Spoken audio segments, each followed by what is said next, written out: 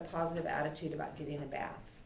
You know, this may surprise you, but dogs don't give other dogs baths. Did you know that? Yeah. But we do that, don't we? So we recommend that you think about your dog coming into your home. The first month is like kindergarten. And you know, the most important goal of kindergarten is really for kids to just love school. It's to set the attitude about learning. Everything we're giving you here in the first day, first week, 2 weeks, first month, we want you to help set an attitude in your dog that makes them a less stressed adult dog, a happier, easier going, not fearful, not aggressive adult dog. It's all about attitude at this point.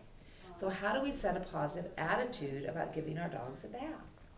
What I recommend, both of you have small enough dogs to do it this way, is you get a kitchen sink. First you put a dry towel on the bottom of the sink so there's traction, because you don't want it to be scary. You put your dog in the sink and you give the dog a treat. And then you put your dog down. So they go, huh, that was kind of interesting.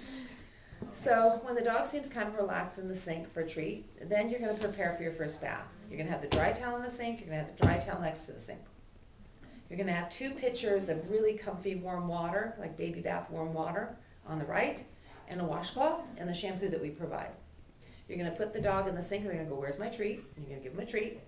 And then you're going to take the washcloth and you're going to get it nice and warm and you're going to put soap on it and you're going to have your dog say at the spot, oh, your bandage, such a good boy, oh, you go Bobby, you go Bobby, you go Bobby. They've had the gentle handling, so they're going, oh, that they're fine, right? Then you're going to take the water that's not too cold, not too hot to shock them, not too noisy, and you're going to pour it over and rinse them off. If you need to refill it, that's fine, because you're going to refill it at the perfect temperature, and it's not going to impact. They'll go, oh, look at that faucet on. That's interesting. Here's a cookie. And so you just, again, get them so that they have a positive attitude about something new, and you'll rinse them until they're completely rinsed. Then you're going to burrito them in the dry towel and give them another cookie.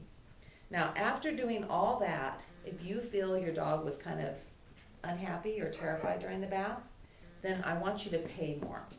My Irish setter is 70 pounds. She's 11 years old. She doesn't fit in the kitchen sink. She's not crazy about the bath, but she really likes the paycheck, so she cooperates. Now, we talked about a pay scale, about $1, $2, $3 in class when we're saying, good puppy, and we're giving a hot dog, maybe that's worth $10. Well, sometimes you have to have like a $20 bill or a $50 bill. For my dog, it's the commercial greenies, and I don't give those to her except for after a bath, because they're expensive, right? And she really thinks, I mean, some people call them doggy crack. So she knows every single time she gets a bath, when it's done, she gets a greenie. So here's her. First of all, I have to kind of pull her into the bathroom, and once I close the door, she knows it's fate. The door is closed, it's fate. So she goes over to the bathtub, she rolls her eyes, she gets into the bathtub, she rolls her eyes, and through the whole bath, she looks very pathetic, like, oh, okay. But she's very cooperative. When she's done, she goes, yippee! Because she knows, I'm done now, I get paid. And so I dry her off, and she's just getting so excited. And then she gets her greenie, and she does her celebration dance with her greenie, and then lays down and chews it. So with our dogs, what we have to do is we have to think like a canine. After all, we're the more intelligent species, right? We have to, hopefully, we have to make it worth their while to do what we want them to do. And we do that by paying them appropriate for the job.